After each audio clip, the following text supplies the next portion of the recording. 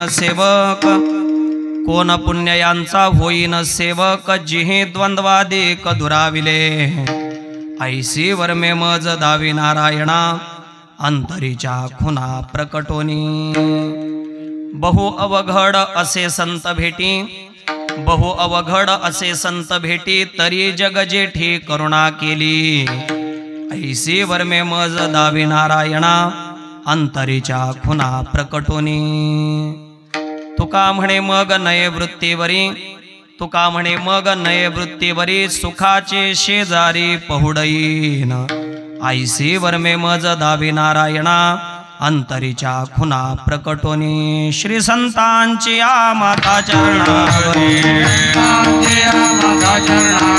श्री संतांची या माता चरणावरी साष्टांग हे करी दंडवत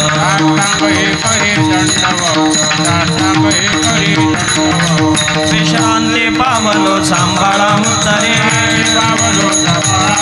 विश्रांती पावलो सांभाळा मुत्तरे वाढले अंतरी प्रेम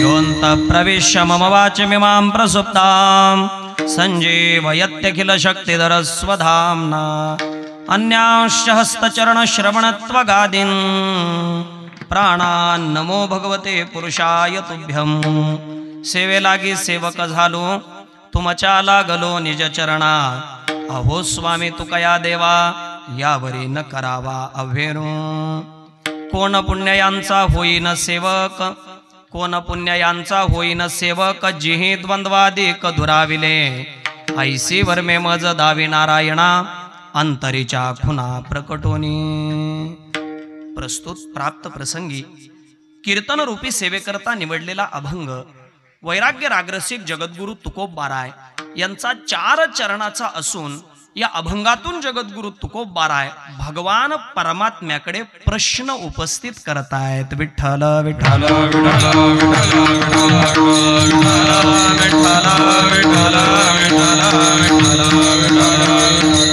अभंगावर काही चिंतन करण्यापूर्वी थोडासा परिहार द्यायचा तो असा की आपल्या या केळीवेळी गावामध्ये चालू असणारा अखंड हरिनाम सप्ताह समर्थ सद्गुरु श्री सखाराम बाबांच्या कृपाशीर्वादानं आपल्या या उत्सवाचं या वर्षीचं हे त्रितपपूर्तीचं वर्ष आहे म्हणजे 36वं वर्ष आहे म्हणजे त्रितपपूर्ती सोहळा हा साजरा करण्याकरता आपण प्रवृत्त झालेलो आहोत। 1.5 कोटी लिखित विठ्ठल नाम जपाची पूर्णाहुती सुद्धा आहे। खरं तर लोक वाचन करीनात तुम्ही लेखणीतून नामजप केलेला आहे असा नामजप तुम्ही 1.5 कोटी नामजप केला त्याचीही पूर्णाहुती आणि ग्रंथराज ज्ञानेश्वरीचा पारायणाचा हा त्रितपपूर्ती सोहळा खरं तर हा सोहळा काय आगळा वेगळाच आहे। का आगळा वेगळा आहे कारण हा उत्सव या उत्सवाला एक वैशिष्ट्य आहे ते म्हणजे गुरुवर्य नतोशिंग बाबांच्या प्रचार प्रसार दौऱ्यातला हा सप्ताह आहे। म्हणजे अध्यात्माचा प्रचार प्रसार कसा असावा मला वाटतं 100 वर्षानं जरी इथून पुढे आम्हाला कोणी विचारलं तरी आम्ही सांगू शकतो नतोशिंग बाबांच्या प्रचार दौऱ्यासारखा असावा। असा परमार्थाचा हा प्रचार अध्यात्माचा प्रचार प्रसार गुरुवर्य बाबांनी केला। खरं तर परमभाग्य आमचं आम्ही समजतो की अशा श्रेष्ठ परंपरेत आम्हाला इथं उभा राहण्याची संधी प्राप्त झाली हेच माझ्या नशिबी आलेलं खूप मोठं भाग्य आहे। कारण आजची सेवा सामान्य नाही। जे आज इथं कीर्तना करता समोर बसलेले आहेत गुरुवर्य आमचे राजपूत बाबा इथं बसलेले आहेत। खरं तर त्यांचं कीर्तन आम्ही सुदंबऱ्यालाच ऐकावं सुदंबऱ्यात बाबांचं कीर्तन आम्ही ऐकावं गोड असं कीर्तन बाबांचं असतंय। त्याही पेक्षा बाबांची संप्रदायावरची आणि जोग महाराज संस्थेवरची निष्ठा त्या निष्ठेला आमचं कायम दंडवत राहणार आहे। गुरुवर्य बाबा पुढे बसलेले आहेत त्यांच्याच बाजूला ज्यांनी अशा कसदार तालमीत आपला परमार्थ केलेला आहे आमचे वैकुंठवासी म्हणावं लागतं। खरं तर मी सांगतो बघा वारकरी कीर्तन कसं असावं सिंहासारखं असावं आणि ते कीर्तन कोणासारखं असावं बाजीराव बाबांसारखं असावं। अशा बाजीराव बाबांच्या तालमीत असे स्वतःला पारखून घेतलेले बाबांच्या परमप्रेमाचे ठरलेले आमचे गरड बाबाही उपस्थित आहेत, सगळीच ज्येष्ठ श्रेष्ठ महाराज मंडळी उपस्थित आहेत. सर्वांच्या चरणी नतमस्तक होतो. ज्यांनी मला हे सेवेचं निमंत्रण दिलं ते आमचे परम आदरणीय पूजनीय अण्णा, त्यांनी ही सेवा दिली. खरं तर मलाच प्रश्न पडलाय की ही सेवा माझ्या वाट्याला का दिली असेल. हा प्रश्न मला पडलेला आहे, कारण जेव्हा सप्ताहातले इतर सगळे कीर्तनकार मी पाहतो तेव्हा सगळे कीर्तनकार मोठे आहेत बघा. म्हणजे माझ्या हावभावाकडे जाऊ नका, ते मोठेच आहेत, सगळे मोठे आहेत आणि त्याच्यात छोटा फक्त मी एकटाच आहे बघा.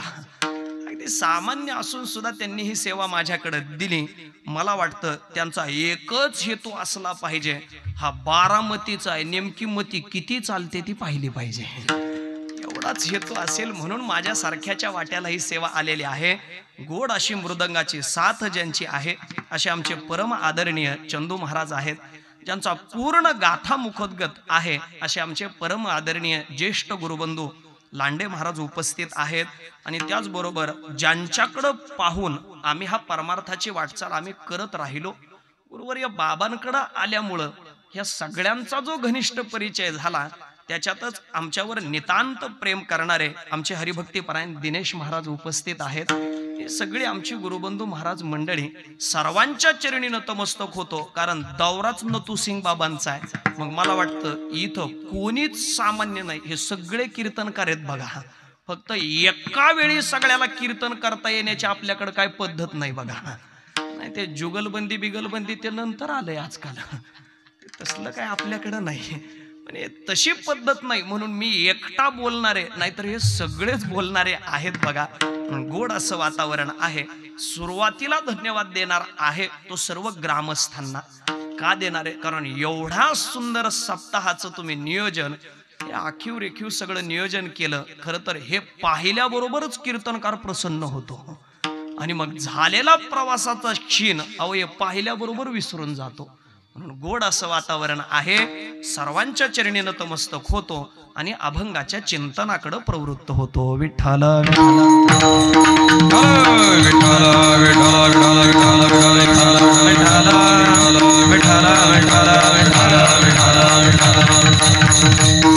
जगद्गुरु तुकोबारायांचा आहे.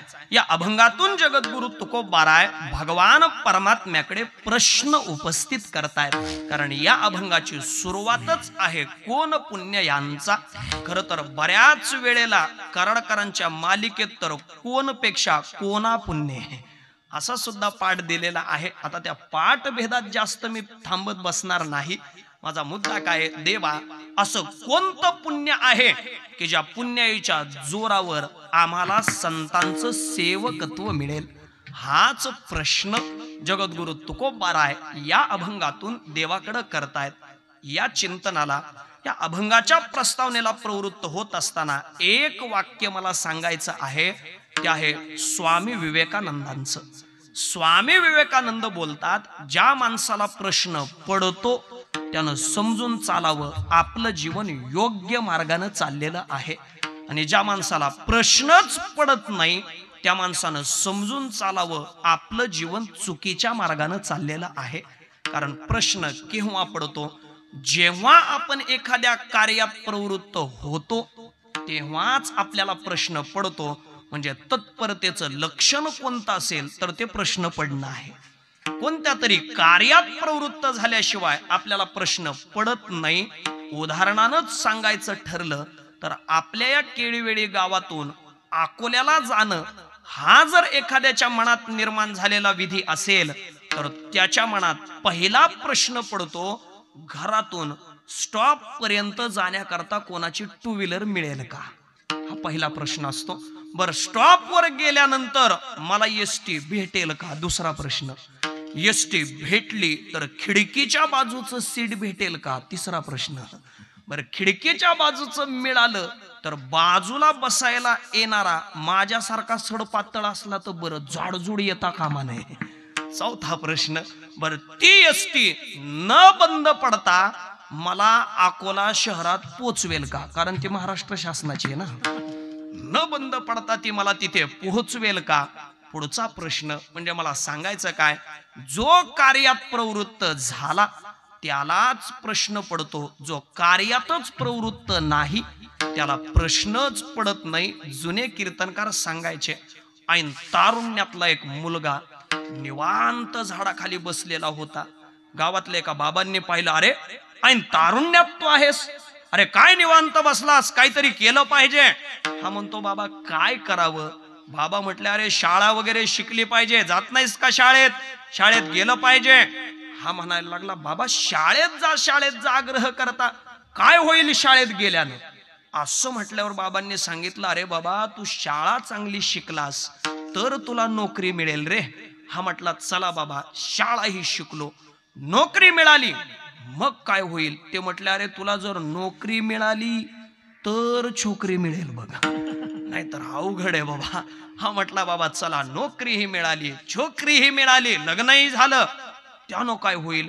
अरे बाबा तुझं लग्न झालं की मग तुला मुलं होतील, अरे ते मुलं शाळा शिकतील, नोकरीला लागतील, आणि एकदा मुलं कमवायला लागले की मग मात्र तुला काहीच करायची गरज नाही, निवांत बसून खायचं. तो म्हटला, बाबा आत्ताही माझं तेच चालू आहे की मग निवांत बसूनच खाणं चालू आहे ना, मग त्याच्याकरता एवढं कशा करता. म्हणजे त्याला प्रश्नच पडत नाही का, कारण तो कोणत्याही कार्यात प्रवृत्तच झालेला नाही, तर त्याला प्रश्न पडेल कसा. म्हणजे माणसाला प्रश्न पडावा ते माणसाच्या जिवंतपणाचं लक्षण आहे बघा. माणसाला प्रश्न पडावा, पण प्रश्न हा कसाही पडून उपयोग नाही, प्रश्न चांगला असावा. चांगला प्रश्न कसा असावा, मला वाटतं प्रश्नाला खूप किंमत आहे. को धर्म सर्व धर्माणाम हा जर प्रश्न झाला नसता तर विष्णू सहस्रनामासारखा ग्रंथ आपल्या समोर आला नसता. मला वाटतं प्रश्नोत्तरी नावाचं जे उपनिषद आहे, त्यात तर काय प्रश्न त्याचं उत्तर असंच उपनिषद आहे. म्हणजे प्रश्नाला किंमत आहे, पण प्रश्न कसाही पडता कामा नये, प्रश्न योग्य असावा. तो कसा असावा, 2 ग्रंथातले 2 प्रश्न मला तुमच्या समोर मांडायचे आहेत की ज्या ग्रंथांना आपल्या वारकरी संप्रदायात विशेष महत्व आहे. जगद्गुरु तुकोबाराय बोलतात, गीता भागवत करीते श्रवण, गीता भागवत करीते श्रवण, गीता भागवत करीते श्रवण, गीता भागवत करीते श्रवण, गीता भागवत करीते श्रवण, गीता भागवत करीते श्रवण, गीता भागवत करीते श्रवण, गीता भागवत करीते श्रवण. अखंड चिंतन विठोबाचे, अखंड चिंतन विठोबाचे, कुळी कन्या पुत्र होते जे सात्विक, कुळी कन्या पुत्र होते जे सात्विक. अखंड चिंतन विठोबाचे, अखंड चिंतन विठोबाचे, कोळी कन्या पुत्र होते जे सात्विक, कोळी कन्या पुत्र होते जे सात्विक. गीता भागवत करीते श्रवण म्हणजे श्रीमद भगवद गीता आणि श्रीमद भागवत या 2 ग्रंथातले जर आपण प्रश्न पाहिले तर ऐका. श्रीमद भागवतामध्ये परीक्षित राजानं शुकदेवांना प्रश्न केलाय. काय प्रश्न केलाय? म्रियमाणसे किम कर्तव्य. जो मरणासन्न अवस्थेमध्ये आहे त्याचं मुख्य कर्तव्य काय आहे, हा प्रश्न जेव्हा केला तेव्हा त्या प्रश्नाचं कौतुक भगवान शुकदेवांनी केलेलं आहे. वर्याणेश ते प्रश्न राजा तू श्रेष्ठ प्रश्न विचारलास असं जेव्हा शुकाचार्य बोलले तेव्हा मात्र मला वाटतं वर पाहता पाहता आपण म्हणू शकतो, त्या परीक्षिताला 7 दिवसामध्ये तक्षक नावाचा साप चावणारे आणि तो मरणारे, म्हणजे त्याचं मरण त्याच्या समोर आहे म्हणून त्यानं प्रश्न केला असं जर आपल्याला वाटेल तर शुकाचार्य त्या प्रश्नाचं कौतुक करतात. म्हणजे सामान्य प्रश्न नाही, कारण हा प्रश्न एकट्या परीक्षिताच्या हिताचा नाही, तर तो प्रश्न तुमच्या आमच्या सर्वांच्या हिताचा आहे. कारण राजाच्याच वाट्याला 7 दिवस आहेत असं नाही, आपल्या सर्वांच्या वाट्याला 7च दिवस आहेत. कसं काय? एकतर आपण सोमवारी मरू, नाही सोमवारी मेलो तर मंगळवारी मरू, नाही मंगळवारी मेलो तर बुधवारी, नाही बुधवारी मेलो तर रविवारी. तरी कोण म्हणतं रे सुट्टीचा दिवस? नाही नाही, रविवार आपल्याला शाळेचा सुट्टीचा दिवस आहे हो, पण यमाकडं सुट्टीचा दिवस नाही. म्हणजे याच 7 दिवसामध्ये आपणही मरणार आहोत. म्हणून या प्रश्नाचं कौतुक शुकदेवजी करतात. राजा, तू प्रश्न केलास, पण तू श्रेष्ठ प्रश्न केला. हा सामान्य प्रश्न नाही बाबा, सर्वांच्या हिताचा केला म्हणजे प्रश्न पडावा, पण तो सर्वांच्या हिताचा असावा. याला श्रेष्ठ प्रश्न म्हटलं गेलेलं आहे. एक प्रश्न श्रीमद भागवतातला पहा, तर दुसरा प्रश्न श्रीमद भगवद्गीतेतला पहा. 12व्या अध्यायाच्या सुरुवातीला अर्जुनाने देवाला प्रश्न केलाय. पण ऐका, 12व्या अध्यायाच्या सुरुवातीला प्रश्न आहे, पण त्याचा जन्म हा 10व्या अध्यायात आहे. म्हणून तर ज्ञानोबा ज्ञानदेवी विषयी किंवा गीतेविषयी बोलताना म्हणतात ना, अध्यायो अध्यायाते प्रसवे. एक अध्याय हा दुसऱ्या अध्यायाचा जन्मदाता आहे. आणि म्हणून जरी प्रश्न 12व्या अध्यायामध्ये असला तरी सुद्धा त्याचा जन्म हा 10व्या अध्यायात आहे. कारण मला वाटतं एवढा बारकावा दुसऱ्या कोणत्याच ग्रंथात नाही बघा. मला वाटतं ज्ञानेश्वरी सारखा दिव्य ग्रंथ मी तर म्हणतो या जगाच्या पाठीवर दुसरा कोणताच नाही बघा.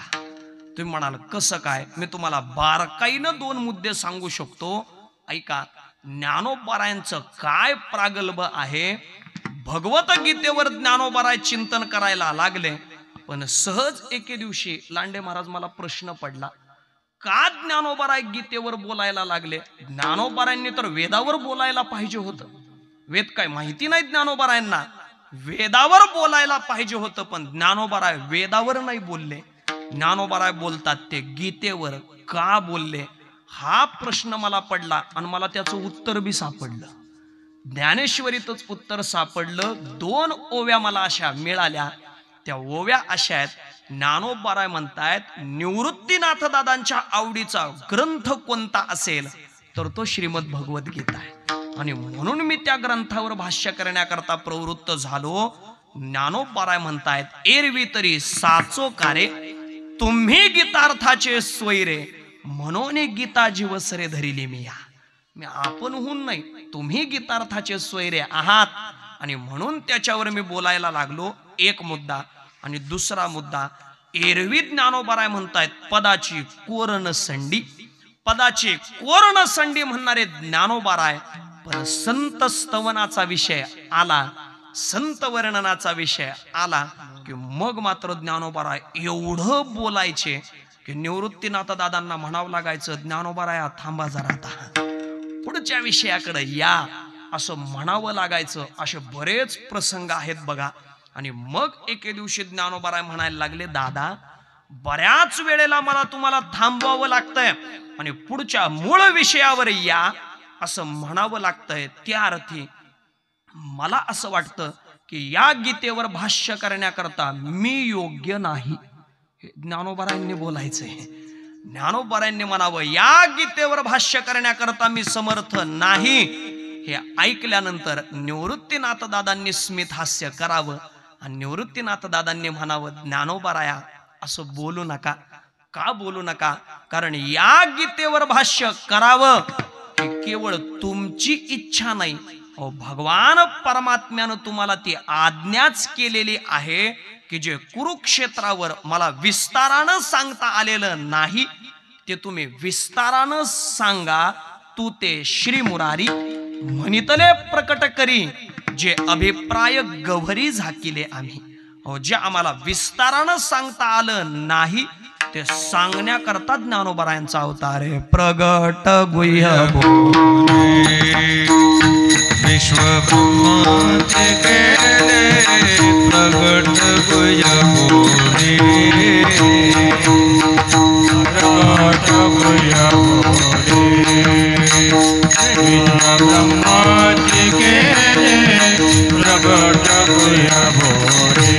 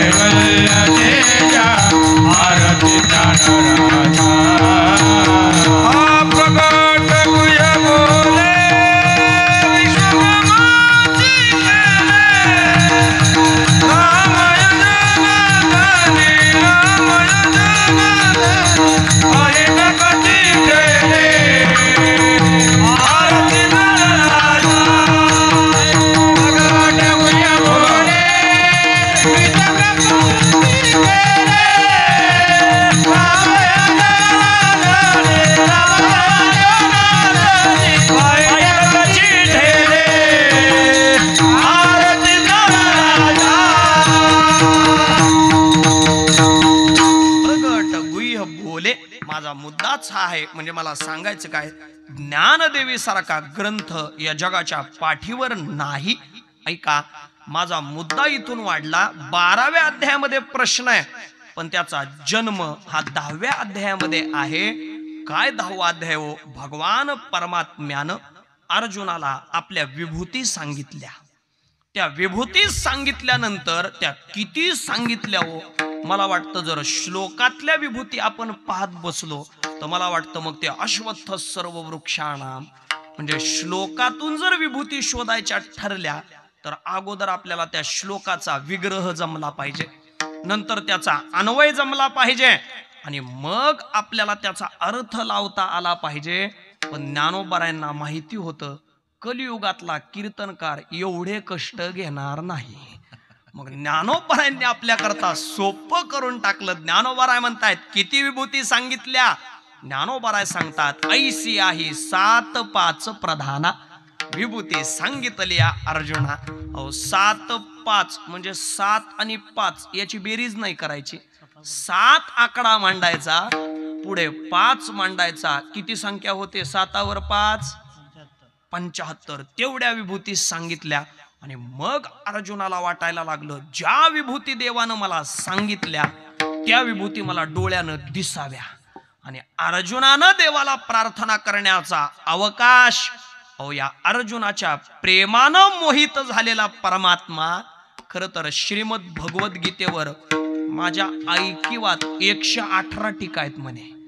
गीतेवर 118 टीका आहेत, पण त्या टीकेमध्ये सगळ्या टीकाकारांचं म्हणणं आहे अर्जुन मोहात आहे. पण एकटे ज्ञानोबाराय असे की ते ज्ञानोबाराय म्हणतायत अर्जुन तर मोहात आहेच, पण परमात्मा तरी कुठं मोहात नाही काय, तेव्हा तोही मोहातच आहे.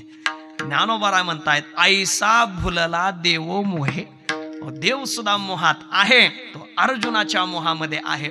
अर्जुनानं असं म्हणण्याचा अवकाश देवाने 11व्या अध्यायाच्या सुरुवातीला श्री भगवान वाच पश्चिमे पार्थ रूपानी शतशोत सहस्रशः नाना विधानी दिव्यानी नाना वर्णाकृतीनीच. अरे अर्जुना बघ, नाना वर्णानी नाना आकृतीनं नाना रूपानं नटलेली माझी ही सगळी रूप पहा. म्हणून एक एक एक एक रूप परमात्मा दाखवायला लागला. पण जसं तुमच्या चेहऱ्यावर काय भाव दिसेना तसा अर्जुनाच्या चेहऱ्यावर कोणता भाव देवाला दिसेना. आणि मग देव थोडेसे थांबले आणि देव म्हणायला लागले हे गिरायक या मालाचं नाही. म्हणजे मामा म्हणायचे म्हणे, ऐकलेलंच आहे. मामा म्हणायचे समोरचा माणूस बघून चिंतन फिरवाय ज्याला जमलं तो कीर्तनकार. तसं ज्ञानोबारायच्या ते देवाच्या लक्षात आलं अर्जुन तर स्तब्ध आहे आणि अर्जुनाच्या चेहऱ्यावर कोणता भाव दिसेना. मग मात्र देव थोडेसे थांबले आणि अर्जुनाला म्हणायला लागले अर्जुना, जे विश्वरूप मी कोणालाही दाखवलं नाही अरे ते मी तुला दाखवायला लागलो आणि तुझ्या चेहऱ्यावर कोणताही भाव नाही. काय चाललं म्हटल्याबरोबर अर्जुनच देवाला म्हणतो देवा मला नका विचारू काय चाललं, तुम्ही सांगा तुमचं काय चाललंय. आमच्या लोकांना कळेल बघा. ऐका, परीक्षा घ्यावी ठरलं, पण खरं सांगू काय बाबा, माझी तरी प्रामाणिक इच्छा आहे बघा. हे वाचल्यापासून मला असं वाटायला लागलंय आपल्या संस्थेमध्ये कीर्तनाची परीक्षा आहे. 45 मिनिटात सगळं कीर्तन करा, चालवी तुम्हीच म्हणा, प्रमाण तुम्हीच म्हणा, व्याख्यान तुम्हीच करा. 45 मिनिटाचं कीर्तन करा, पण परीक्षा फक्त कशाची आहे? कीर्तनाची. मला वाटतंय आळंदीमध्ये अशी परीक्षा पाहिजे होती, नुसत्या कीर्तनाची नाही, पक्का कीर्तनकार कोण झालाय आणि कच्चा कोण आहे याची परीक्षा आळंदीला पाहिजे होती. आणि तिथून पक्क्याचा शिक्का मिळाल्याशिवाय बाहेर कीर्तन करायलाच नव्हते यायला पाहिजे बघा. असा जर नियम असताना तर मग मजा आली असती, पण काय करता तसा नियम नाही, म्हणून आमच्यासारखे कच्चे तुमच्या पुढे येतात बघा. काय महाराज, हे परीक्षा नसल्याचा परिणाम पक्क्यांना कोणी विचारीना बघा. पारायणच करत बसलेत आणि कच्च्यांचा असा सुळसुळाट चाललाय, दिवस मोकळा नाही. ही अवस्था आहे. पण काय करतात, चला पक्क कोण आहे आणि कच्च कोण याची परीक्षा घ्यायचं ठरलं. मग गोरोबा काका परीक्षा घ्यायला बसले. आता गोरोबा काका म्हणजे कुंभार समाजात जन्माला आलेले, ते हातामध्ये थोपटणं घेऊनच बसले. कारण ते थोपटणं असं मडक्यावर मारून पाहिलं जातं ना, पक्क आहे की कच्च आहे. ते थोपटणं घेऊनच काका बसले. आणि मग मात्र एका संतांनी यावं, पायावर दर्शन, डोकं ठेवून दर्शन घ्यावं आणि गोरोबा काकांनी डोक्यात थोपटणं मारावं. महाराज हा नियम चालू झाला आणि एवढ्यामध्ये नामदेवरायांचा नंबर आला. आणि गुरुवर्य कुरेकर बाबांच्या भाषेत सांगायचं ठरलं तर त्यावेळेला नामदेवरायांनी नुकतीच चप्पी केलेली होती. नुकतीच चप्पी केलेली नामदेवराय आले, पायावर डोकं ठेवलं आणि गोरोबा काकांनी डोक्यात थोपटणं मारलं. नाही हो चंदू महाराज, नाही इतक्या जोरात मारू नका, नामदेवरायाला मारायचंय, आपण हळू मारवा. नामदेवराय समोरून आले, पायावर डोकं ठेवलं आणि गोरोबा काकांनी डोक्यात थोपटणं. संतांना मारायचे हो, जोरात कसं मारायचं ऐका. नामदेवरायांच्या डोक्यात थोपटणं मारलं आणि मग तिथं गोरोबा काका म्हटले नामा कच्चा आहे. महाराज वाक्य ऐकल्यानंतर नामदेवरायांना एवढं वाईट वाटलं. नामदेवराय थेट त्या सभेतून उठले, धावत पळत पांडुरंगाच्या रावळात गेले.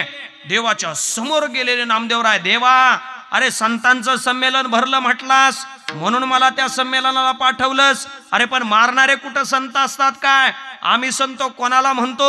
हवेत असा हात करावा, सोन्याची चेन काढावी, कोणाच्या तरी ओटीत नारळ घालावा, तिला मुलगा व्हावा, एखाद्याच्या शेतात उभा राहून म्हणावं इथंच बोर घे आणि त्या बोरला पाणी लागावं. त्यांना काय म्हणायचं?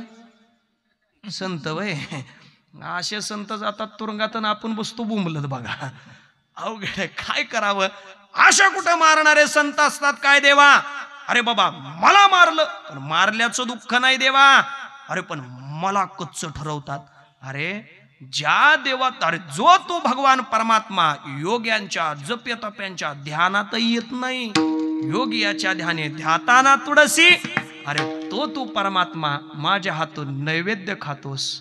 आम्ही जर प्रार्थना केली तर आम्ही त्याला प्रार्थना केल्याबरोबर तो दूधही पितो. दूध पियो मोरे गोविंद लाला, दूध पियो मोरे गोविंद लाला, दूध पियो मोरे गोविंद लाला, दूध पियो मोरे गोविंद लाला, गोविंद लाला, गोविंद लाला, गोविंद लाला, दूध पियो मोरे गोविंद लाला, दूध पियो मोरे गोविंद लाला, गोविंद लाला रे गोपाल लाला, गोविंद लाला रे गोपाल लाला, दूध पियो मोरे गोविंद लाला, दूध पियो मोरे गोविंद लाला. बाबा खरं सांगा, बोधे बाबा वैकुंठवासी झालेत वाटतं का? तरी सांगा. नाही वाटत का? कारण या रूपानं बाबा जिवंत आहेत. बघा आजही बाबा आमच्या सोबत आहेत. या चाली तो अभंग आला की आम्हाला बाबांची चाल आणि बाबांचं स्मरण झालं नाही असं होतच नाही. भाग्यवान आहेत देवा तुम्ही की बाबांनी या गावात राहून गाथा पारायण केलं. भाग्यवान आहात. चला मला सांगायचं काय, नामदेवराय म्हणतायत अरे आम्ही प्रार्थना केली देवा तर तू माझ्या हातून दूध पितोस, माझ्या हातून नैवेद्य खातोस आणि या संतांनी मला कच्च ठरवलं देवा. हे ऐकल्याबरोबर देव थोडेसे हसले आणि देव म्हणतात नामा खरंच तू कच्चा आहेस. मग हे वाक्य ऐकल्यावर आता मात्र नामदेवरांचा राग अनावर झाला. देवा तूही मला कच्चा म्हणतोस तर मग ऐक, जोपर्यंत तू मला घ्यायला येणार नाही तोपर्यंत आता परत तुझ्या मंदिरात पाऊलच ठेवणार नाही. नामदेवराय मंदिरातून तडकन निघाले. विना घेतला, चिपळ्या घेतल्या. नामदेवराय थेट पंढरी सोडून गोपाळपूरला विष्णुपदावर गेले आणि तिथं जाऊन ज्ञानोबाराय भगवान परमात्म्याचं भजन करायला लागले. विठ्ठल विठ्ठल विठ्ठल, हो विठ्ठल विठ्ठल विठ्ठला, हो विठ्ठल विठ्ठल विठ्ठला, हो पांडुरंग पांडुरंग हरी विठ्ठला बोला, सर्वांनी बोलायचंय हा. विठ्ठल विठ्ठल विठ्ठला हो पांडुरंग हरी विठ्ठला विठ्ठल विठ्ठल विठ्ठल टाळी, टाळी, हा. विठ्ठला विठ्ठल विठ्ठल विठ्ठला विठ्ठल विठ्ठल विठ्ठल विठ्ठला विठ्ठल विठ्ठल विठ्ठला विठ्ठल विठ्ठल विठ्ठल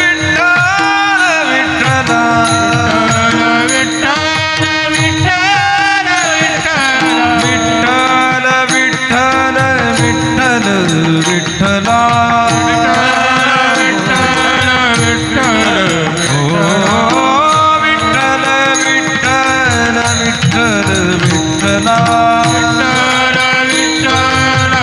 विठ्ठल विठ्ठल विठ्ठला विठ्ठला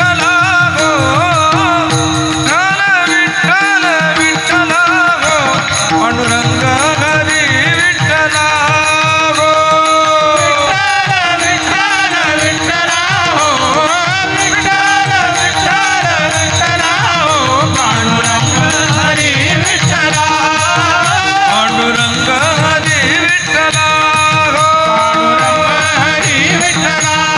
पांडुरंग हरी विठ्ठला पांडुरंग हरी विठ्ठला नामदेवराय असं छान भजन करत होते. मग खरं सांगा, असं जर विठ्ठल नामचिंतन चालू असेल तर हा बाबा राहतो वय तिकडं मंदिरात?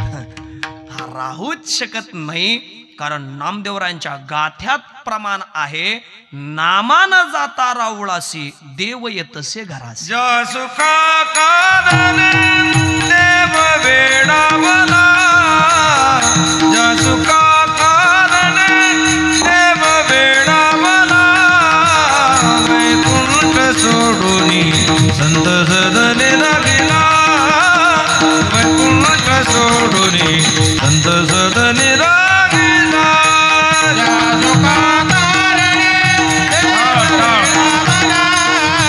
ज्या सुखा कारणे देव वेडावला वैकुंठ सोडूनी संत सदने राहिला वैकुंठ सोडूनी संत सदने राहिला. हा परमात्मा तो वैकुंठात राहू शकत नाही.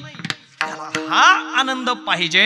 आणि म्हणून नामदेवरायांची भक्ती अशी आहे देवा, जर नामदेवराय कधी मंदिरात गेले नाहीत तर त्या देवाला करमत नव्हतं. देव नामदेवरायांच्या घरी यायचे. हे नामदेवरायांची भक्ती आहे. आणि तुमची आमची भक्ती काय हो? 600-700 किलोमीटर वरून आपण पंढरीला जातो, 4-4, 5-5 तास दर्शन रांगेत उभे राहतो. आणि देवाच्या समोर गेलो की देव समोरच्या मेजरला सांगतो ढकल. टाकला. काय आपली भक्ती आहे बघा. 1 मिनिट देव आपल्याला त्याच्या समोर उभा करे ना. पण जर नामदेवराय कधी मंदिरात गेले नाहीत तर देवाला करमत नव्हतं. नामदेवरायांना खात्री होती नक्की माझा परमात्मा मला घ्यायला येणार. पण नामदेवरायांना घेण्याकरता परमात्मा आला नाही. मग देवानं केलं काय? एका घिसाड्याचं रूप धारण केलं आणि तो परिवार घेऊनच तिथे परमात्मा आला. आता त्याचा परिवार म्हणजे काय हो? 1-2 गाढवं, 4-5 फिरणारे कुत्रे, त्या गाढवांवरच साहित्य लादलेलं असा तो परिवार सगळा घेऊन तिथे आले. जिथं नामदेवराय भजन करत होते त्यांच्यापासून थोड्या अंतरावर तो आपला तंबू ठोकला. त्या तंबूच्या बाहेर ऐरण ठोकली. ऐरणीच्या बाजूला भाता लावला आणि भाता ओढण्याकरता त्या घिसाड्याची बायको बसली. म्हणजे कोण? नाही घिसाडीन, ते रुक्मिणी पुन्हा आता नाही, घिसाड्याची बायको घिसाडीन. अहो घिसाडीनीचा वेश धारण करून ती आलेली आणि आता ती भाता ओढायला लागली आणि भाता ओढता ओढता ती गाणी गायला लागली. मग आता आमच्यासारखा भसाड्या आवाजाचा माणूस गायला लागला तर काळे दोन, त्याच्या पुढं कुठं आवाज जातो. पण महिला गायला लागल्या की मग त्या गातात काळे चारला बघा. आणि मग तिनं स्वर लावला, ऐरणीच्या देवा तुला ठिणगे वाहू दे, आभाळा गत माया तुझे आम्हावरी राहू द्या. असलं अजिबात म्हणली नाही बघा. एवढा आमच्यासारख्या येड्यांनी कीर्तनात घातलंय काय बी असलं बघा. हे नाही म्हणली. काय तिला म्हणायचं असेल ती म्हणत होती. ते भाता ओढत होती, तो घिसाडी इकडे काम करत होता. आणि ते काम चालू असताना बराच वेळ झाला म्हणून त्या घिसाड्यानं आपल्या हातातलं घड्याळ पाहिलं. कुणी?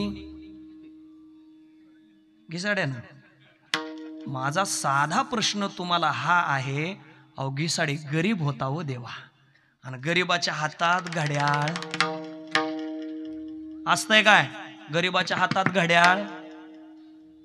हो द्या की उत्तर. गरीबाच्या हातात घड्याळ नका घाबरू, मी बारामतीचा आहे. सांगा, गरीबाच्या हातात घड्याळ नसतंय वय? गरीबाच्या हातात घड्याळ बी नाही, बाण बी नाही, ते कमळ बी नाही, पंजा बी नाही. गरीबाच्या हातात काही नाही, ते त्यांचंच आहे सगळ्याचं. तुम्ही डोकं लावतच जाऊ नका तिकडं. ऐका, कुठलं आलं व गरीब त्या गरीब घिसाड्याच्या हातात घड्याळ देवा. त्यानं सूर्य डोक्यावर आलेला पाहिला आणि मग आपल्या बायकोला म्हटला, ग ऊन झालं ग, दुपार झालेली दिसते, भूक लागली बघ, काहीतरी शिजव. काहीतरी शिजव म्हटल्यानंतर तिनं आपल्या साहित्यातून एक एवढा मोठा हंडाच बाहेर काढला. आता तुम्ही म्हणाल काय गाव जेवण घालायचंय काय? गाव जेवण नाही, अहो त्या एकट्या घिसाड्याला तेवढा हंडा भरून जेवण लागायचं. कारण तो कोणी सामान्य नव्हता. निळोबाराय म्हणतात, माझ्या मीपणाचा करुणी फराळ, उरले खावयासी बैसला सकळ, आईसा भुकाळो हा नंदाचा गोवळ. अहो तो काय सामान्य नव्हता. मग ते सगळं त्याला तेवढा हंडा भरून जेवण लागायचं. त्याच्या बायकोनं तो एवढा मोठा हंडा काढला, 2-3 दगड मांडले, त्याच्यावर तो हंडा ठेवला, खालून विस्तव लावला, त्या हंड्यामध्ये काही पाणी घातलं आणि आता याच्यामध्ये काय शिजवावं म्हणून ती आपलं साहित्य शोधायला लागली. पण गरिबी वाईट असते बघा. काहीच शिजवण्याकरता सापडलं नाही. ते शोधते पण सापडलं नाही. काय करावं? तिनं नवऱ्याला सांगितलं, बरं विकत आणावं, तर पैसा नाही. आता काय शिजवावं हा प्रश्न पडला. आणि मग तो घिसाडी म्हणायला लागला, भूक तर लागलेली आहे, पण काय शिजवावं म्हणून तो असा डोकं खाजवत इकडं तिकडं पाहायला लागला. आता काय शिजवावं. आणि असं पाहता पाहता त्याला ते त्यांचे 4-5 फिरताना कुत्रे दिसले. तर लगेच बायकोला म्हटला, पकड कुत्रे, काप, टाक हंड्यामध्ये. हो, तिनंही ते कुत्रे पकडले, कापले, हंड्यात टाकले. यानं विचारलं, भरला का हंडा? नाही म्हणे, अजून अर्धाही नाही झाला. मग परत त्या घिसाड्यानं विचार केला, आता काय शिजवावं. असा विचार करता करता त्याला त्यांचं ते गाढव दिसलं. लगेच बायकोला म्हटला, धर, काप म्हणे, टाक हंड्यात. त्या गाढवही पकडलं, कापलं, हंड्यात टाकलं. त्या घिसाड्यानं विचारलं, भरला का हंडा? ती म्हणे, नाही, अजून थोडा रिकामाच आहे. मग परत तो घिसाडी इकडं तिकडं पाहायला लागला, आता काय शिजवावं. आणि तेवढ्यामध्ये त्या घिसाड्याला विनेकरी दिसले. विनेकरी म्हणजे तुम्ही नाही बाबा, नामदेवराय. विना घेऊन बसलेले नामदेवराय पाहिले. तो घिसाडी म्हटला, धर तो विनेकरी. असं म्हटल्याबरोबर नामदेवराय उठले, धोत्राचा आचाकोचा केला. परत नामदेवराय पांडुरंगाच्या मंदिरात. घामाघूम झालेले नामदेवराय, देवा, अरे बाबा, गोपाळपूरला मांस बक्षी राक्षस आले. म्हणजे नामदेवरायांना म्हणायचंय, राक्षसच मांस खातात, तुम्ही खा, नाही तर माळा घाला, मला काय घेणं देणं आहे. पण नामदेवराय म्हणतात, देवा, मांस बक्षी राक्षस आले. ती घामाघूम झालेली अवस्था पाहिल्याबरोबर ते अवस्था पाहून देव पुन्हा हसले. हसल्याबरोबर नामदेवराय म्हणतात, हसतो काय रे देवा? अरे बाबा, मला मारायला उठले होते, कसा तरी जीव वाचवून आलो. हे ऐकल्याबरोबर नामदेवरायांना देव म्हणतात, नामा, अरे तो घिसाडी दुसरा तिसरा कोणी नव्हता, तो मीच होतो. असं म्हटल्याबरोबर नामदेवरायांनी पहिल्या टाचावर केल्या आणि देवाचा गळा चेक केला. आणि तुळशीची माळ काढली कधी तेवढं सांग, कारण कुत्रे शिजायला घातले होते ना. नामदेवरायांना देव म्हणतात, अरे नामा असं काही झालेलं नाही बाबा. अरे तो गिसाडी मी होतो, ती गिसाडी रुक्मिणी होती. अरे तो गाढव दुसरा तिसरा कोणी नव्हता, तो गरुड होता बाबा. हे मी तुला लिहिलेनं दाखवलं. आणि मग मात्र नामदेवरायांना विसोबा खेचरांकडे पाठवलं.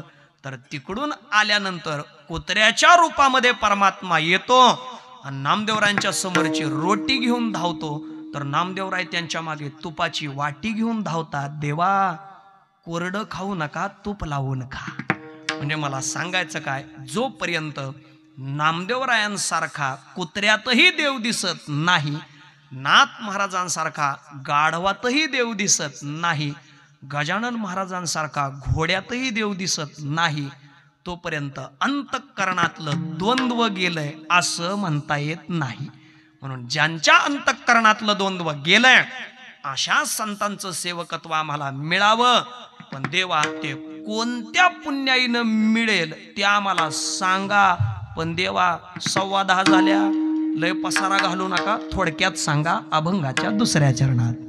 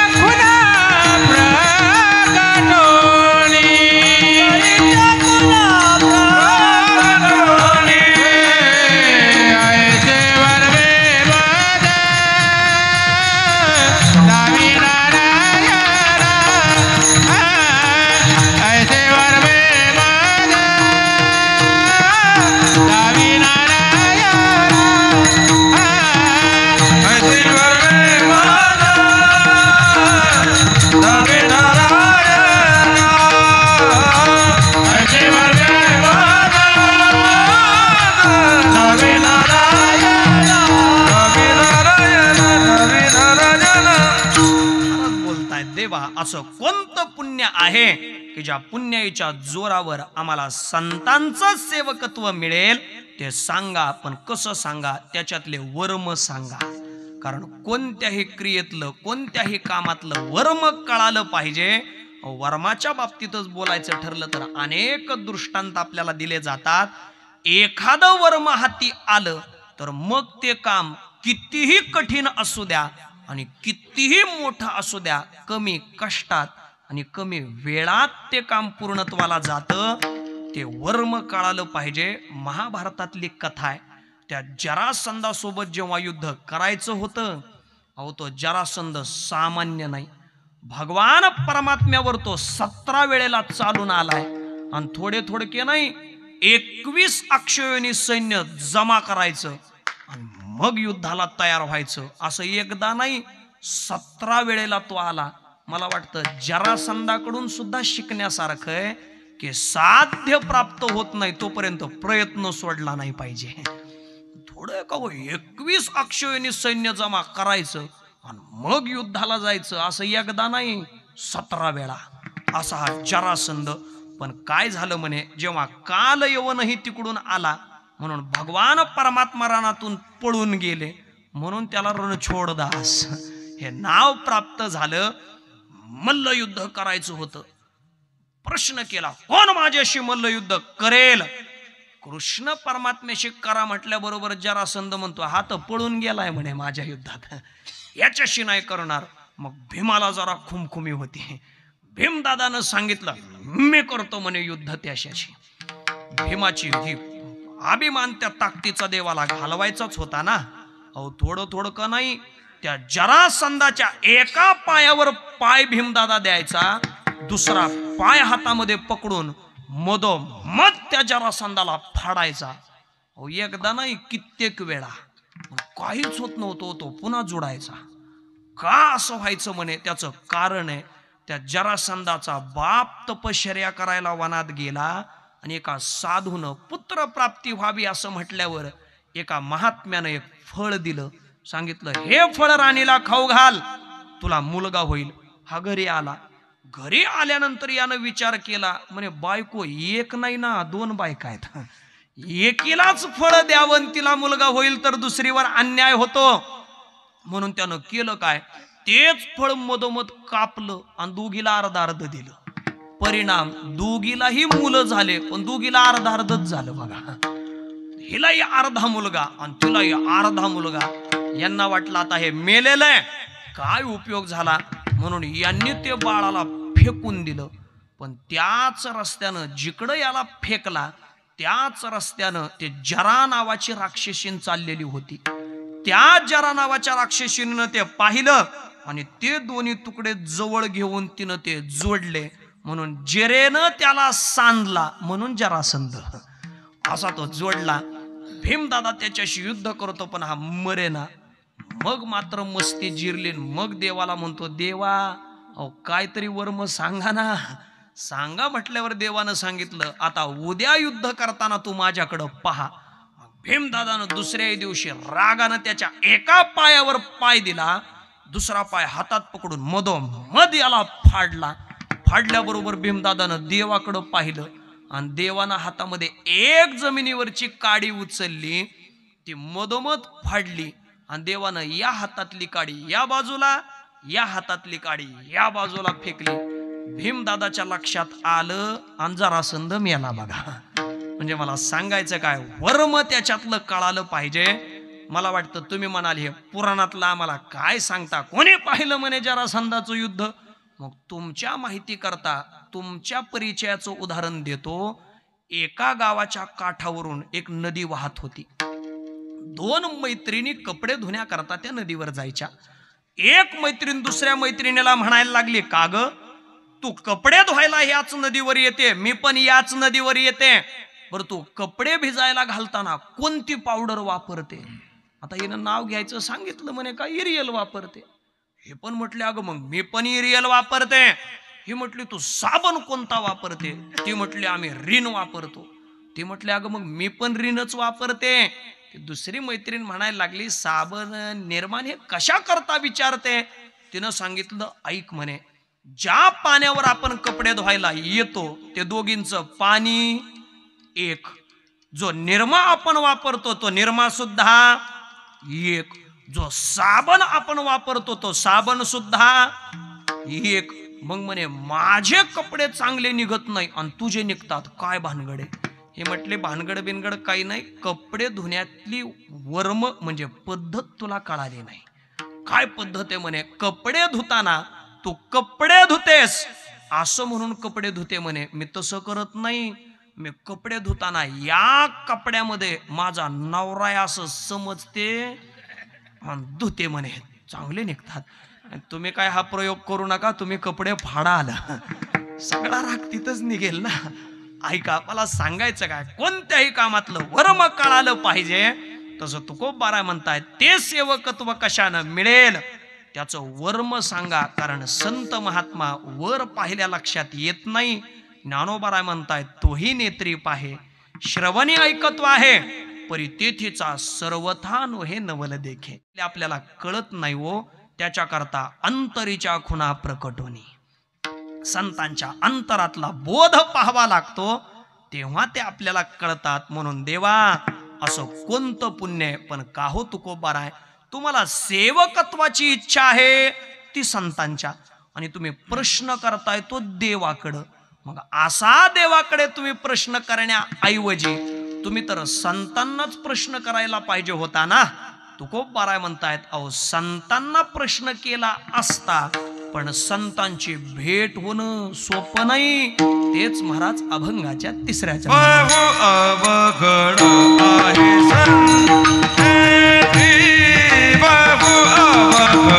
आहे संत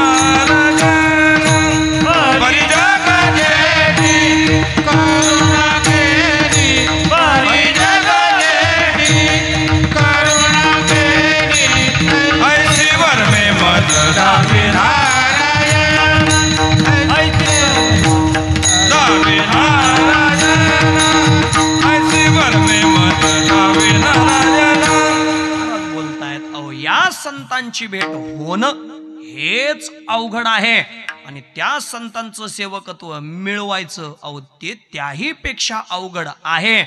पण अशी संतांची अवघड असणारी भेट, संतांचं सेवकत्व ते मिळेल पण केव्हा?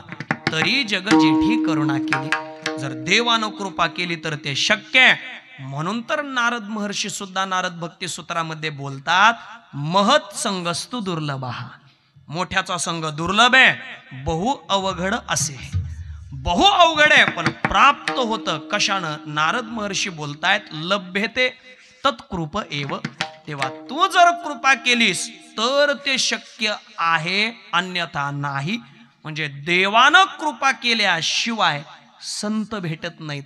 आणि परमार्थातली गंमत ही आहे की संतांनी कृपा केल्याशिवाय देव बी भेटत नाही. म्हणजे असा परस्पर संबंध आहे आणि दोन्हीला माझ्याकडं उदाहरण आहेत. देवानं कृपा केली तर संत भेटतात आणि संतांनी कृपा केली तर देव भेटतो. दोन्हीला पुरावा आहे. संतांनी कृपा केल्यावर देव भेटतो. प्रसिद्ध असं उदाहरण आहे रामायणातलं. काय झालं? हनुमंतराय सीता मातेचा शोध करण्याकरता उड्डाण केलं, लंकेमध्ये गेले आणि लंकेमध्ये गेल्यानंतर हनुमंतरायांनी काय काय शोधलं तुलसीदासजी तुलसी रामायणामध्ये बोलतायत बघा. मंदिर मंदिर प्रतिकरी शोधा, जहां तहां देखे अगणित जोधा. मंदिर मंदिर प्रतिकरी शोधा, जहां तहां देखे अगणित जोधा. राम सिया राम जय जय राम, राम सिया राम जय जय राम. काय काय शोधलं? तुलसीदासजी बोलतायत मंदिर मंदिर प्रतिकरी शोधा. मंदिर मंदिर शब्द एकच आहे पण दोनदा वापरला. का वापरला? कारण पहिल्या मंदिर शब्दाने लंकेतल्या राण्यांचे महाल घेतले, ते महाल शोधले पण तिथं सीतामाता भेटल्या नाही. जहां तहां देखे अगणित जोधा. बाकीचेच पाहायला मिळाले पण सीतामाता भेटल्या नाही. मग दुसऱ्या मंदिर शब्दाने लंकेतली मंदिरं घेतली. पण आता ऐका, लंकेचा देव कोण हो? लंकेचा देव रावण. मग लंकेचा देव जर रावण तर लंकेत मंदिर कोणाचे? रावणाचेच. म्हणजे लंकेत रामाचं मंदिर नाही. लंकेत रामाचं मंदिर नाही म्हणजे जिथं रामाचं मंदिर नाही त्याला काय म्हणायचं? आता नाही म्हणायचं, आता भारत म्हणायचं आहे. कारण आता मंदिर झालं ना बघा. आता लंका नाही, एवढ्या दिवस लंकाच होती बघा. आता भारत म्हणा. का? कारण जिथे रामाचं मंदिर नाही अहो ती लंकाचे. म्हणून आपलं भाग्य हे आहे की ते राम मंदिर बनलं आणि ते पाहण्याचं भाग्य आपल्या नशिबी आहे बघा. म्हणून त्या राम मंदिराचा आनंद साजरा करायचा आहे. आणि मला वाटतं हा तुम्हाला तर वेगळा करायची गरजच नाही बघा, कारण त्याच दिवशी आपला काल आहे. म्हणून आनंदानं तो त्या रामाचा उत्सव आपल्याला 22 तारखेला करायचाच आहे बघा. करायचाच आहे. ते कोणी बांधलंय काय ते राजकारण ते तिकडे गेलं चुलीत बघा. काय घेणं देणं आहे आपल्याला? सगळे पक्ष उद्या एकत्र येऊन त्या अरबी समुद्रात का जाईनात सगळे? काय घेणं देणं आहे? आनंद आपल्याला हा आहे की राम मंदिर बनलंय बघा. म्हणून त्याचा आनंद आपल्याला आहे. चला माझा मुद्दा काय? मंदिर शोधले, सीतामाता भेटल्या नाही आणि मग मात्र हनुमंतरायांच्या लक्षात आलं सीतामाता म्हणजे वैष्णव आहे आणि वैष्णवाचं घर शोधायचंय तर सोपी खूण आहे. ज्या घराच्या समोर तुलसी वृंदावन ते घर वैष्णवाचं. मग पूर्ण लंकेमध्ये एकच घर असं मिळालं की ज्या घराच्या समोर तुलसी वृंदावन होतं ते घर कोणाचं असेल हो? बिभीषणजींचं. हनुमंतराय त्या घरामध्ये गेले आणि हनुमंतरायांनी त्या घरात प्रवेश केल्याबरोबर पाहिलं बिभीषणजी शांत चित्ताने भजन करत होते बघा. श्रीराम जय राम जय जय राम, श्रीराम जय राम जय जय राम, जय राम जय जय राम, श्री राम जय राम जय जय राम श्री राम जय राम जय जय राम श्री राम जय राम जय जय बोला सर्वांनी बोला हाताने टाळी वाजवा सर्वांनी बोला राम जय जय राम जय जय राम जय राम जय जय राम श्री राम जय राम जय जय राम श्री राम जय राम जय जय राम श्री राम जय राम जय जय राम श्री राम जय राम जय जय राम श्री राम जय राम जय जय राम श्री राम जय राम जय जय राम श्री राम जय राम जय जय राम श्री राम जय राम जय जय राम श्री राम जय राम जय जय राम श्री राम जय राम जय जय राम श्री राम जय राम जय जय राम श्री राम जय राम जय जय राम श्री राम जय राम जय जय राम श्री राम जय राम जय जय राम श्री राम जय राम जय जय राम असं गोड असं भजन बिभीषणजींचं चालू होतं आणि एवढ्यामध्ये हनुमंतरायही त्या भजनामध्ये दंग झालेत आणि गोड असं भजन चालू आहे. तेवढ्यात बिभीषणजी जरा भानावर आले आणि बिभीषणजी म्हणायला लागले 10:30 वाजले. म्हणजे बिभीषणजी भानावर आले 10:30 झाले. माझं भजन बंद पडावं म्हणून प्रयत्न करणारे राक्षस इथं राहतात. आज भजनात मदत कोण करतं म्हणून बिभीषणजींनी डोळे उघडून पाहिलं. समोर हनुमंतराय दिसले. बिभीषणजींचं भजन थांबलं. परिणामी हनुमंतरायांचंही भजन थांबलं. हनुमंतरायांनी डोळे उघडून पाहिलं. नजरानजर झाली आणि मग बिभीषणजींनी हनुमंतरायांना प्रश्न केलाय, बंधू कोण हो आप, तुम्ही कोण आहात असा प्रश्न केला. पण हनुमंतराय म्हणजे बुद्धिमताम वरिष्ठम. हनुमंतरायांनी कोण हो आप याचं उत्तरच दिलं नाही. हनुमंतरायांनी उलट प्रश्न केला, मला बंधू म्हणता, नाते कळतात का तुम्हाला? नाते मुलांनो नाते कळतात ना? सांगा बरं, आपल्या आईची बहीण आपली कोण लागते? आईचा भाऊ, आईची आई, आईचे वडील, आईचा नवरा, हे आपलं हो चुकून आलं बरं. ऐका नाते कळतात की नाही म्हणे. ऐका, मला बंधू म्हणताय म्हणजे आपण दोघं आपल्या माता पिता एक पाहिजे. हनुमंतराय म्हणतात, हो आपण बंधूच आहोत. कारण या जगताचा पिता रामप्रभू आहेत आणि या जगताची माता सीता माता आहे. आपण बंधू आहेत. पण तनिक तुम्ही अधुरे, तनिक हम भी अधुरे. काही अर्धे तुम्ही आहेत आणि काही अर्धा मी पण आहे. बघा का बरं? मला बापाची भेट झालेली आहे पण अजून आईचा पत्ता मिळालेला नाही म्हणून मी अर्धा आहे. आणि तुम्ही अर्धे काय आहेत? आईला कुठं ठेवलं हे तुम्हाला माहिती आहे पण अजून बापाचा पत्ता मिळालेला नाही. मग एक करा, तुम्ही मला आईचा पत्ता द्या, मी तुम्हाला बापाचा देतो.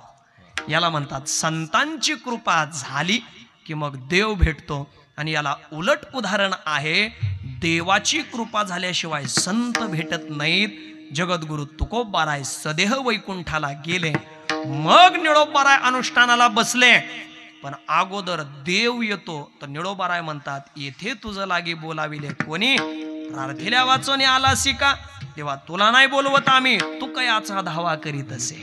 आणि मग देवानं कृपा केली तेव्हा तुकोबारायांचं दर्शन आहे. म्हणून बहु अवघड असे संत भेटी पण तरी जग जेठी करुणा केली.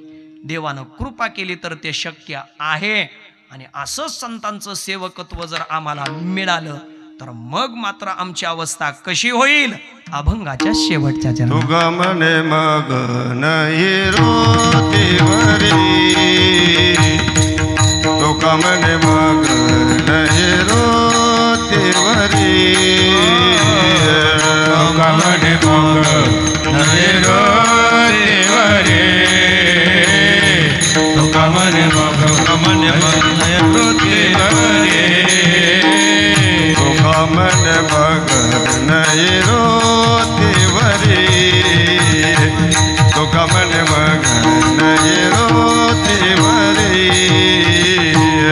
म्हणे मग नैरत्यवरी तुका म्हणे मग नैरत्यवरी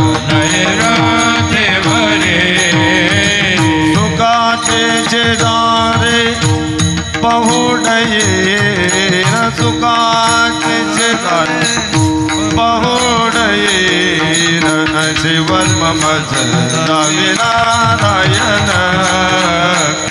शिवन ममज नावे नारायण सुखाचे शेजारी पहुडयेन सुखाचे शेजारी पहुडयेन शिवन ममज नावे नारायण शिवन ममज नारायण विठोबार कुमार विठोबार कुमार बोला पुंडलिक वरदारी विठोबार कुमार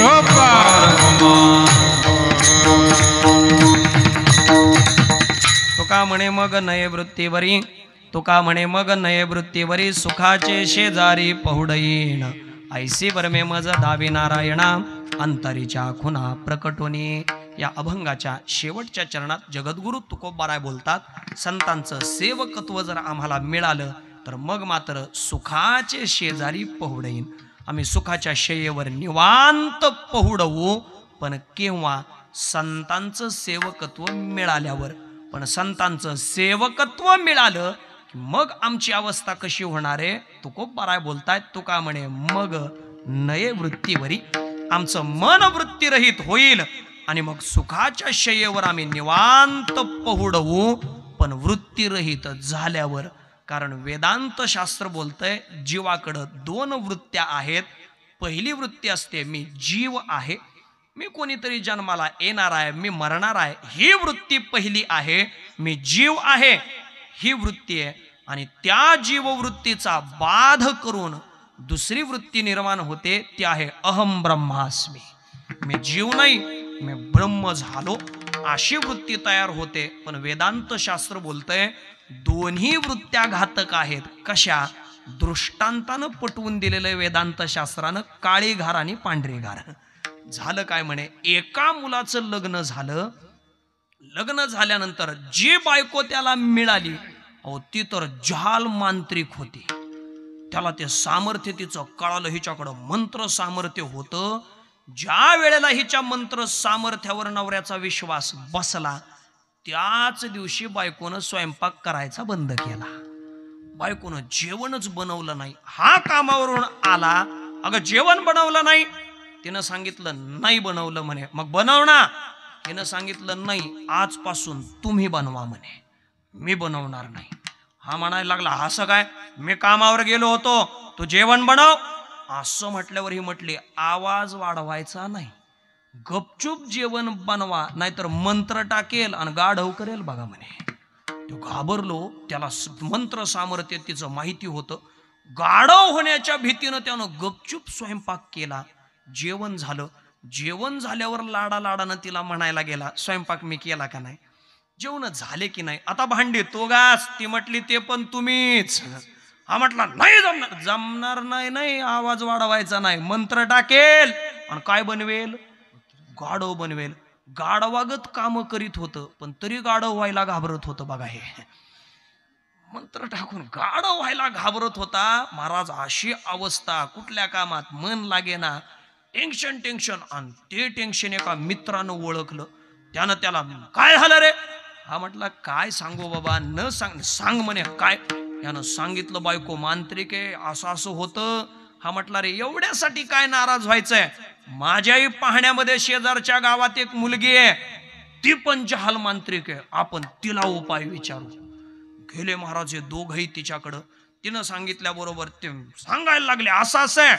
हे तिनं ऐकल्याबरोबर ती म्हटले काळजी करू नका, तिचा बंदोबस्त माझ्याकडे आहे, कारण ती माझ्याकडंच शिकून गेली आहे म्हणे, काही अडचण नाही, तिचा बंदोबस्त मी करते.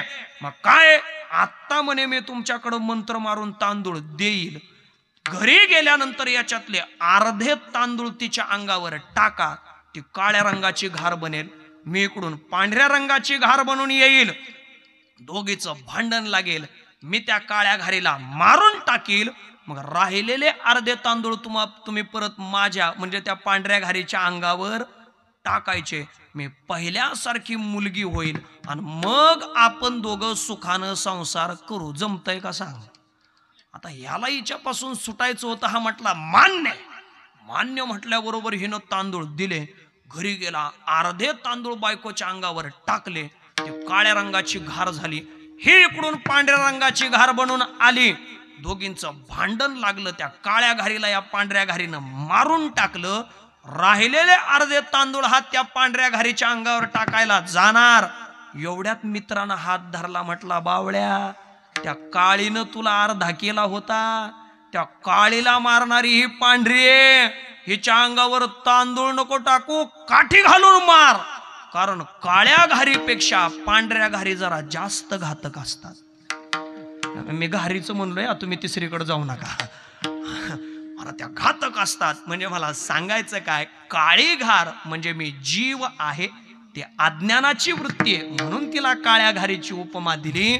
आणि मी ब्रह्म झालो, अहो हे जरी वृत्ती निर्माण झाली तरी ती पांढरी घार आहे, पण जीववृत्तीचा बाध करून जी वृत्ती निर्माण होते तीही घातकच आहे. म्हणून या दोनही वृत्तीरहित मन व्हावं.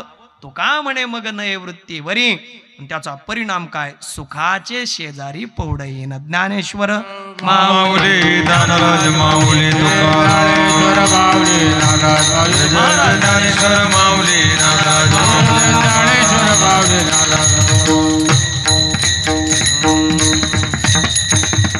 सगळ्या लोकांना प्रश्न असेल की तुम्ही प्रश्न केलाय, कोण पुण्य यांचा होईना सेवक, असं कोणतं पुण्य आहे की ज्या पुण्याईनं आम्हाला सेवकत्व मिळेल? पण त्याचं उत्तर ऐका. नाथ महाराज सांगतात, माणसानं परमार्थ कसा करावा, निष्कामता, निजदृष्टी, अनंत पुण्य कोट्यानुकोटी, रोकड्यालाही जे संसाठी तरीच होय भेटी हरिप्रियाची. म्हणजे निष्कामतेनं आणि निजदृष्टीनं आपण परमार्थ करत राहिलो की मग साधू भेट देती तया अवचितारे. अर्थ काम चाड हे अंतःकरणात नाही पाहिजे.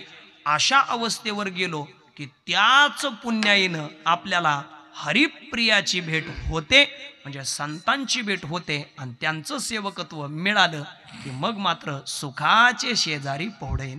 अशा अवस्थेवर आपण जातो. मला वाटतं ज्या संतांच्या चरणी आपण ही सेवा करत आहोत ते समर्थ सद्गुरू श्री गजानन महाराज, समर्थ सद्गुरू श्री सखाराम बाबा आणि समर्थ सद्गुरू श्री जोग महाराज परंपरेतील आमचे गुरुवर्य नथुसिंग बाबा यांच्याच माध्यमातून, या मार्गदर्शनातून, कृपा आशीर्वादातून आपण हा उत्सव करत आहोत. हे आपल्या सप्ताहाचं 36वं वर्ष म्हणजे त्रितपपूर्ती सोहळा आहे. मला वाटतं आपणही त्यांच्या चरणी हीच प्रार्थना करू की आमच्याकडूनही तसा परमार्थ घडावा जो निष्कामतेनं आणि निजदृष्टीनं व्हावा. अशी साधना आमच्याकडून घडावी आणि याच संतांचं सेवकत्व आपल्याला प्राप्त व्हावं आणि याच सेवेनं कधीतरी आपल्यालाही सुखाचे शेजारी पहुडईन या अवस्थेवर जाता यावं.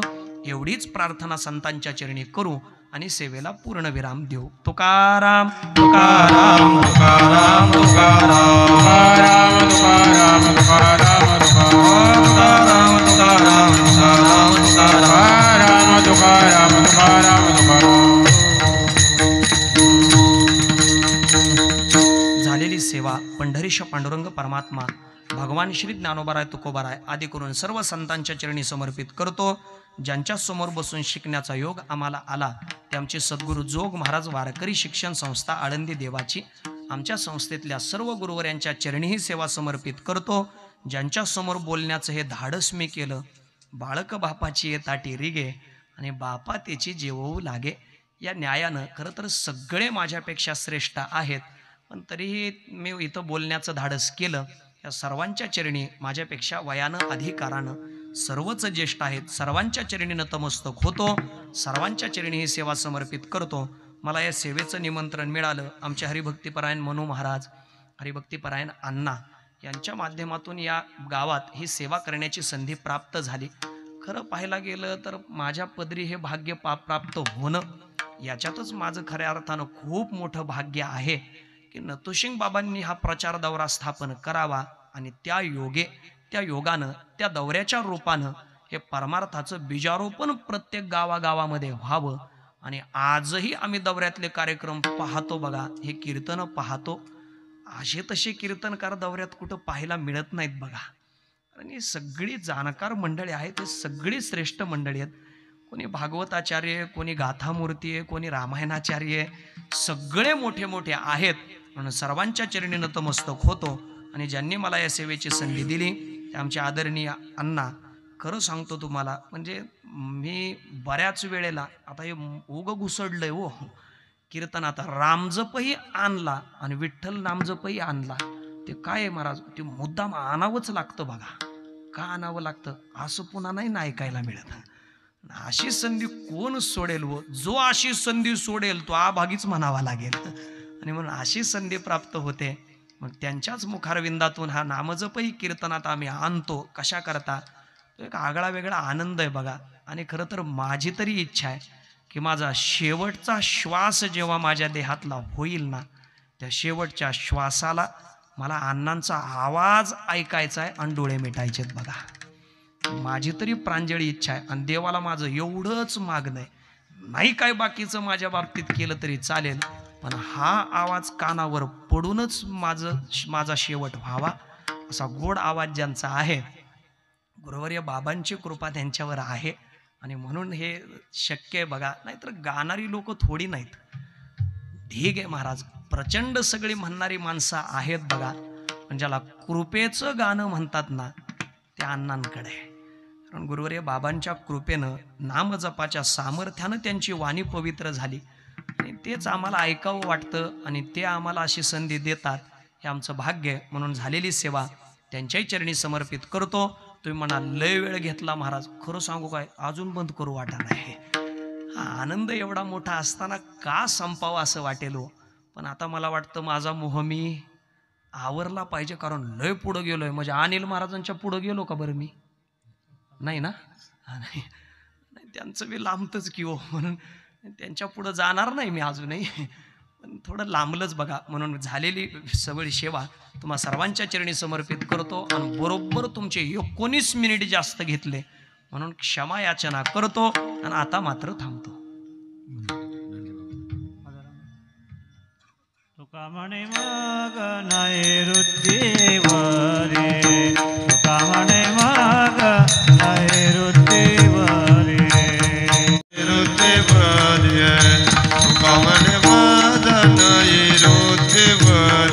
तुकाचे शेजारी पहुडईन, तुकाचे शेजारी पहुडईन, ऐशीवर में माझ जावे नारायणा, ऐशीवर में माझ जावे नारायणा.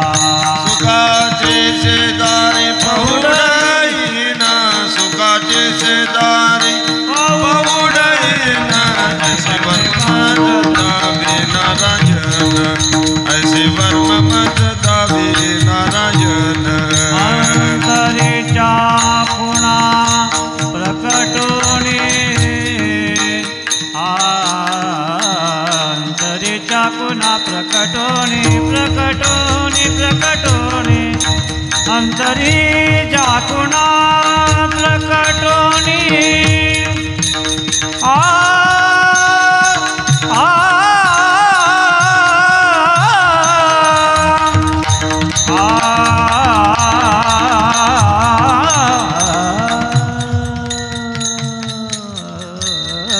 अंतरीच्या पुन्हा प्रकटोनी, प्रकटोनी पुन्हा प्रगटोनी, अंतरीच्या पुन्हा, अंतरीच्या पुन्हा,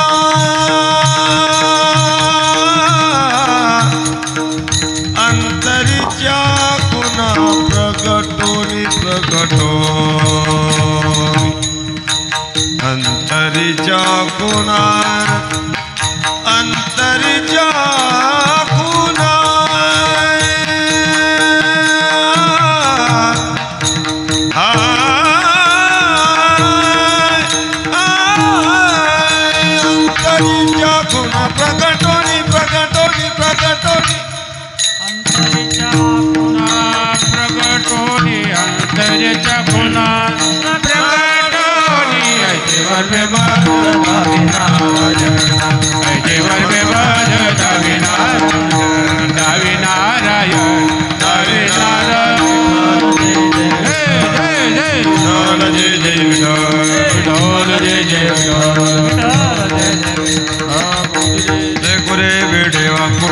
सुंदरी पराक्रम